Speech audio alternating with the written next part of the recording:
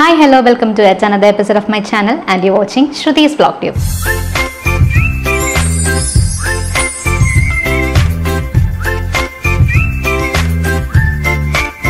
അപ്പോൾ സാധാരണ വീഡിയോ ഒന്ന് ഡിഫറെൻ്റ് ആയിട്ട് ഇന്ന് നമ്മളൊരു കുക്കിംഗ് ടിപ്പാണ് കേട്ടോ പറയുന്നത്.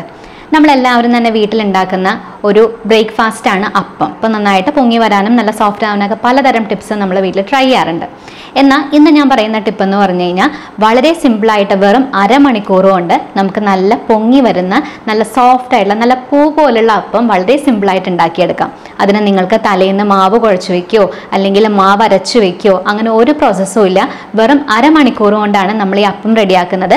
ഈ അപ്പം വളരെ സോഫ്റ്റും ആയിരിക്കും കേട്ടോ. അപ്പോൾ ഇത് ആക്ച്വലി ഞാനൊരു വീഡിയോയിൽ കണ്ടതാണ്. ഞാനത് ട്രൈ ചെയ്തിട്ട് എനിക്ക് വളരെ നല്ല റിസൾട്ടാണ് കിട്ടിയത്. അപ്പോൾ നിങ്ങളും കൂടിയായിട്ട് ഈ വീഡിയോ ജസ്റ്റ് ഒന്ന് ഷെയർ ചെയ്യാമെന്ന് വിചാരിച്ചു. അപ്പോൾ അങ്ങനെയാണ് നമ്മൾ ഈ അപ്പത്തിൻ്റെ റെസിപ്പി ഇന്ന് ചെയ്യുന്നത് കേട്ടോ. അപ്പോൾ നമുക്ക് ആ റെസിപ്പി ഒന്ന് കണ്ടിട്ട് വരാം. അതിനു മുൻപ് നിങ്ങൾ ആദ്യമായിട്ടാണ് എൻ്റെ ചാനൽ കാണുന്നതെങ്കിൽ നമ്മുടെ ചാനൽ ഒന്ന് സബ്സ്ക്രൈബ് ചെയ്യാൻ മറക്കരുത്. സബ്സ്ക്രൈബ് ചെയ്യുമ്പോൾ സൈഡിലുള്ള ബെൽ ബട്ടണും കൂടെ പ്രസ് ചെയ്ത് ഓൾ എനേബിൾ ആക്കി വെക്കുക.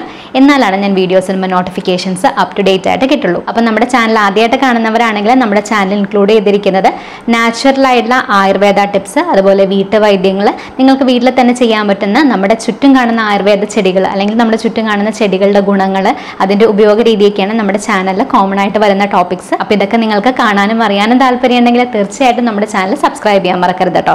അപ്പോൾ നമുക്ക് ഈ സിമ്പിളായിട്ട് വെറും അരമണിക്കൂർ കൊണ്ട് ഉണ്ടാക്കാൻ പറ്റുന്ന ഈ അപ്പത്തിൻ്റെ റെസിപ്പി ഒന്ന് കണ്ടിട്ട് വരാം. അപ്പോൾ ആദ്യം തന്നെ ഞാനൊരു പാത്രം എടുത്ത് വെച്ചിട്ടുണ്ട്. ഇതിലേക്ക് നമ്മൾ ആദ്യം ഇട്ട് കൊടുക്കാൻ പോകുന്നത് അരിപ്പൊടിയാണ്. ഇത് വറുത്ത അരിപ്പൊടിയാണ്. നിങ്ങൾ ഇതിനായിട്ട് വറുത്ത അരിപ്പൊടി തന്നെ എടുക്കുക. അപ്പോൾ വറുത്ത അരിപ്പൊടി എടുത്താലാണ് നമ്മുടെ ഈ റെസിപ്പി പെർഫെക്റ്റ് ആയിട്ട് കിട്ടുള്ളൂ. ഇതിപ്പോൾ 2 കപ്പ് വറുത്ത അരിപ്പൊടിയാണ് നമ്മൾ എടുത്തിരിക്കുന്നത്. അതായത് 240 ml കപ്പിൻ്റെ അളവിൽ 2 കപ്പ് കേട്ടോ. അപ്പോൾ 2 കപ്പ് അരിപ്പൊടി ഞാനൊരു പാത്രത്തിൽ അളന്നെടുത്ത് വെച്ചിരിക്കുന്നതാണ്. ഇത് നമ്മൾ എടുത്ത് വെച്ചിരിക്കുന്ന പാത്രത്തിലേക്ക് നമുക്ക് ഇട്ട് കൊടുക്കാം. ഇനി ഇതിലേക്ക് നമ്മൾ ആഡ് ചെയ്ത് കൊടുക്കുന്നത് സാധാരണ വെള്ളം കേട്ടോ, നോർമൽ ടെമ്പറേച്ചറിലുള്ള പച്ചവെള്ളം. ഈ വെള്ളം അതിലേക്ക് ആഡ് ചെയ്ത് കൊടുക്കുക. ഇനി വെള്ളത്തിൻ്റെ ക്വാണ്ടിറ്റി എന്ന് പറയുന്നത് ഞാൻ 1.5 കപ്പാണ് വെള്ളം എടുത്തിരിക്കുന്നത്. അപ്പോൾ നിങ്ങൾ അത് ഒഴിച്ചു നോക്കുക കേട്ടോ. ഒഴിച്ചു നോക്കിയിട്ട് നമുക്കൊരു നല്ല പേസ്റ്റ് രൂപത്തിലാണ് ഇത് കുഴയ്ക്കുമ്പോൾ ആവേണ്ടത്. അതായത് ഇത് മിക്സ് ചെയ്തെടുക്കുമ്പോൾ നല്ലൊരു പേസ്റ്റ് രൂപത്തിലാണ് ആവേണ്ടത്. ഞാനത് കാണിച്ചു തരാം. നമുക്കിതാ ഇതുപോലുള്ള വിസ്കോ അല്ലെങ്കിൽ ഫോർക്കോ ഇനി ഈവൻ സ്പൂൺ ആണെങ്കിലും കുഴപ്പമില്ല, അതുകൊണ്ടൊന്ന് യോജിപ്പിച്ചെടുക്കുക. അപ്പോൾ യോജിപ്പിച്ചെടുക്കുമ്പോൾ ഒരു പേസ്റ്റ് രൂപത്തിലാണ് ഇത് വരേണ്ടത്. ഒരുപാട് കട്ടയാവാനും പാടില്ല, എന്നാൽ ഒത്തിരി ലൂസാവാനും പാടില്ല. അതായത് ഈ ഒരു കൺസിസ്റ്റൻസി കണ്ടോ, ഈ ഒരു കൺസിസ്റ്റൻസിയിലാണ് നമുക്ക് ആക്കിയെടുക്കേണ്ടത്. അപ്പോൾ അതിന് എന്തോരം വെള്ളം നിങ്ങൾക്ക് ആവശ്യം വരും? ഏകദേശം എനിക്കൊരു 1.5 കപ്പ് വെള്ളമാണ് ആവശ്യം വന്നത്.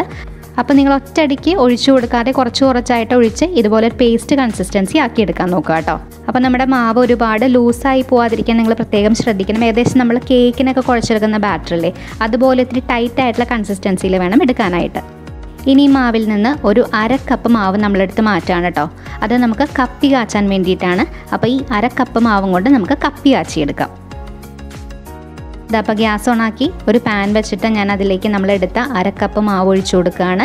ഇതിലേക്ക് 1/2 കപ്പ് വെള്ളവും കൂടി ഒഴിച്ചു കൊടുത്ത് ഇത് നല്ല കട്ട കുത്താതെ കപ്പി കാച്ചിയെടുക്കുക കേട്ടോ നമ്മൾ ചെയ്യുന്നത്. ഇനി അപ്പോൾ കപ്പി കാച്ചുക എന്ന് പറഞ്ഞു കഴിഞ്ഞാൽ ഈ മാവൊന്ന് കുറുക്കി ഒന്നിട്ട് ടൈറ്റാക്കി എടുക്കുകയാണ് ഈ കപ്പി കാച്ചുക എന്ന് പറയുന്നത്. അറിയാത്തവർക്ക് വേണ്ടിയിട്ടാണ് അത് പറഞ്ഞു തന്നത്. അപ്പോൾ ഒട്ടും തരിയില്ലാതെ നമുക്കൊന്ന് നന്നായിട്ട് വേഗം കുറുക്കി ഇതൊന്ന് ടൈറ്റ് കൺസിസ്റ്റൻസി ആക്കിയെടുക്കാം. അപ്പം നമ്മുടെ മാവ് നല്ലൊരു ടൈറ്റ് കൺസിസ്റ്റൻസിയിലായിട്ടുണ്ട്. കപ്പി കാച്ചി എടുത്തിട്ടുണ്ട് നമ്മൾ. ഇനി ഗ്യാസ് ഓഫാക്കി ഇത് നമുക്ക് തണുക്കാനായിട്ട് മാറ്റി വയ്ക്കാം. നമ്മൾ കപ്പി കാച്ചി വെച്ചത് നന്നായിട്ട് തണുത്തിട്ടുണ്ട്. ഇനി ഇതൊരു മിക്സിയുടെ ജാറിലേക്ക് ഇട്ട് കൊടുക്കാം. ഇനി മിക്സിയുടെ ജാറിലേക്ക് നമുക്ക് അപ്പം ഉണ്ടാക്കിയെടുക്കാനുള്ള ഓരോ ഇൻഗ്രീഡിയൻസും കൂടി ഇട്ട് കൊടുക്കാം. അപ്പോൾ ഇനി നമ്മൾ ഒഴിച്ചു കൊടുക്കുന്നത് നമ്മൾ ആദ്യം പേസ്റ്റ് പോലെ കുറുക്കി വെച്ചിരുന്ന മാവുണ്ടല്ലോ, അതാണ് ഇനി ഒഴിച്ചു കൊടുക്കുന്നത്. അത് മുഴുവൻ ഒഴിച്ചു കൊടുക്കാം കേട്ടോ. അതിനുശേഷം നമ്മൾ ഇട്ട് കൊടുക്കുന്നത് 1/2 കപ്പ് ചോറാണ്. അപ്പം നല്ല പഞ്ഞി പോലെ നല്ല സോഫ്റ്റ് ആയിട്ടിരിക്കാനാണ് നമ്മൾ ചോറിട്ട് കൊടുക്കുന്നത്. ഇനി 1/2 കപ്പ് ചിരകിയ തേങ്ങ കൂടി ഇട്ട് കൊടുക്കാം. ഇനി 2 ടീസ്പൂൺ പഞ്ചസാരയാണ് ഞാൻ ആഡ് ചെയ്ത് കൊടുക്കുന്നത്. നിങ്ങളുടെ മധുരത്തിനനുസരിച്ച് ഈ അളവ് കുറയ്ക്കുകയോ കൂട്ടുകയോ ചെയ്യാം കേട്ടോ. ഇനി ആവശ്യത്തിന് ഉപ്പിട്ട് കൊടുക്കുക. ഇനി അടുത്ത് വേണ്ടത് ഈസ്റ്റാണ്. ഇൻസ്റ്റൻറ്റ് ഈസ്റ്റ് 1 ടീസ്പൂണും കൂടി ഇട്ട് കൊടുക്കുക. ഇനി ആവശ്യത്തിന് വെള്ളം കൂടി ഒഴിച്ചു കൊടുക്കുക. ഏകദേശം ഇതിൻ്റെ മുകളിൽ നിൽക്കുന്നവരെ വെള്ളം ഞാൻ ഒഴിച്ചു കൊടുത്തിട്ടുണ്ട്. ദാ ഇത്ര ഉള്ളൂ പരിപാടി. ഇനി നമുക്ക് ഈ ഒരു കൂട്ട് നന്നായിട്ട് അരച്ചെടുക്കാം കേട്ടോ. അപ്പോൾ അത് അപ്പത്തിൻ്റെ കൂട്ട് ഞാൻ അരച്ച് മാറ്റി വെച്ചിട്ടുണ്ട്. ഇനി നമ്മൾ ചെയ്യേണ്ടത് എന്താണെന്ന് വെച്ച് കഴിഞ്ഞാൽ ഒരു പ്രഷർ കുക്കർ എടുക്കുക കേട്ടോ. അതായത് ഇതുപോലുള്ളൊരു പ്രഷർ കുക്കർ എടുക്കുക. ഇനി അതിലേക്ക് നല്ല തിളച്ച വെള്ളം ഒഴിച്ചു കൊടുക്കുക. നന്നായിട്ട് വെട്ടി തിളച്ച വെള്ളം വേണം നിങ്ങൾ ഒഴിച്ചു കൊടുക്കാനായിട്ട്. അതിൻ്റെ അളവെന്ന് പറഞ്ഞു കഴിഞ്ഞാൽ നിങ്ങളുടെ കയ്യിലെ ചൂണ്ടുവിരലിൻ്റെ അളവിൽ, അതായത് നമ്മുടെ കയ്യിലെ ചൂണ്ടുവിരലിൻ്റെ നീളത്തിൻ്റെ അളവിൽ വെള്ളം നിങ്ങൾ ഈ കുക്കറിലേക്ക് ഫില്ല് ചെയ്ത് കൊടുക്കുക. കംപ്ലീറ്റ് ആയിട്ട് ഫില്ല് ചെയ്യേണ്ട, ആ ഒരു അളവിൽ ഫില്ല് ചെയ്ത് കൊടുക്കുക. ഇനി അതിലേക്ക് നമ്മൾ നേരത്തെ മിക്സിയിൽ അരച്ച് വെച്ച മാവ് ഒഴിച്ച് വെച്ച പാത്രം ഇതിലേക്ക് ഇറക്കി വെക്കുക കേട്ടോ. അപ്പോൾ ഈ ഒരു കുക്കറിൻ്റെ ഉള്ളിൽ ഇരിക്കാൻ പറ്റിയ പാത്രം വേണം നിങ്ങൾ എടുക്കാനായിട്ട്. അപ്പോൾ ആ മാവ് ഇരിക്കുന്ന പാത്രം ഈ കുക്കറിൻ്റെ ഉള്ളിലേക്ക് തിളച്ച വെള്ളത്തിലേക്ക് നമുക്ക് വെച്ച് കൊടുക്കാം. ഒരു മൂടി ഉപയോഗിച്ച് അത് അടച്ചു വെക്കാനും മറക്കരുത് കേട്ടോ. ഇനി ഒട്ടും സമയം കളയാതെ കുക്കർ നല്ല ടൈറ്റായിട്ട് ക്ലോസ് ചെയ്ത് വെക്കുക. കുക്കറിൻ്റെ മുകളിലുള്ള വെയിറ്റ് എടുത്ത് മാറ്റണ്ട, വെയിറ്റ് അങ്ങനെ തന്നെ ഇരുന്നോട്ടെ. ഇനി ഇതൊരു 1/2 തൊട്ട് 3/4 മണിക്കൂറോളം നമുക്ക് മാറ്റി വയ്ക്കാം. ആ സമയത്ത് നിങ്ങൾ ഇടയ്ക്കിടയ്ക്ക് തുറന്ന് നോക്കുമോ അല്ലെങ്കിൽ ഈ കുക്കർ അനക്കോ ഒന്നും ചെയ്യരുത്. അതൊരു സ്ഥലത്തേക്ക് മാറ്റി വയ്ക്കുക കേട്ടോ. അപ്പോൾ ഇതാ ഒരു 35 മിനിറ്റ് കഴിഞ്ഞിട്ടുണ്ട്. ഞാൻ ഈ കുക്കറൊന്ന് തുറന്ന് നോക്കാൻ പോവാണ്.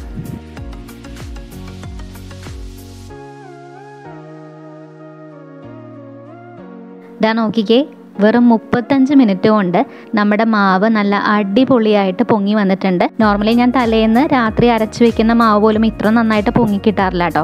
അപ്പോൾ ഇത് വളരെ സൂപ്പറായിട്ടുള്ളൊരു മെത്തേഡാണ്. നിങ്ങൾ തീർച്ചയായിട്ടും ഈ മെത്തേഡ് ഒന്ന് ട്രൈ ചെയ്ത് നോക്കണം കേട്ടോ.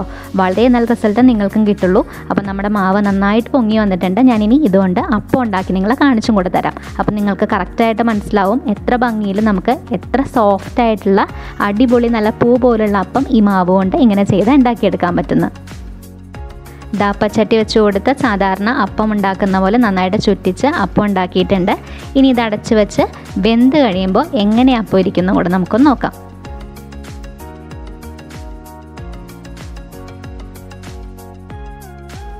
ഇതാ നോക്കൂ, നല്ല ഭംഗിയുള്ള നല്ല പൂ പോലുള്ള തൊട്ടാൽ തന്നെ ഇങ്ങനെ വിട്ടുപോരുന്ന നല്ല സോഫ്റ്റായിട്ട് നല്ല ടേസ്റ്റുള്ള നല്ല പൂ പോലുള്ള അപ്പം നമ്മൾ വെറും 35 മിനിറ്റ് കൊണ്ട് ഉണ്ടാക്കിയെടുത്തിട്ടുണ്ട് കേട്ടോ.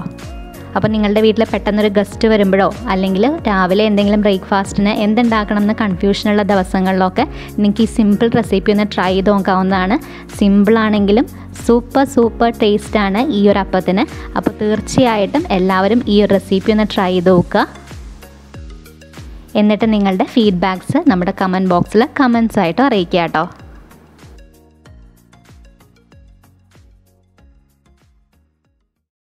അപ്പോൾ നമ്മുടെ ഇന്നത്തെ വീഡിയോ എല്ലാവർക്കും ഇഷ്ടമായെന്ന് വിചാരിക്കുന്നു. ഇഷ്ടമായെങ്കിൽ തീർച്ചയായിട്ടും ലൈക്ക് ചെയ്യുക. അതുപോലെ ഈ അപ്പത്തിൻ്റെ റെസിപ്പി നിങ്ങളുടെ ഫാമിലിയും ഫ്രണ്ട്സൊക്കെ ആയിട്ട് ഷെയർ ചെയ്യാനും മറക്കരുത്. എല്ലാവരും ഈസി ആയിട്ട് അപ്പം ഉണ്ടാക്കട്ടെ അല്ലേ ഇനി. ഓക്കെ, അപ്പോൾ നമുക്ക് മറ്റൊരു വീഡിയോ ആയിട്ട് വീണ്ടും കാണാം. ചിൽ ദെൻ ബൈ.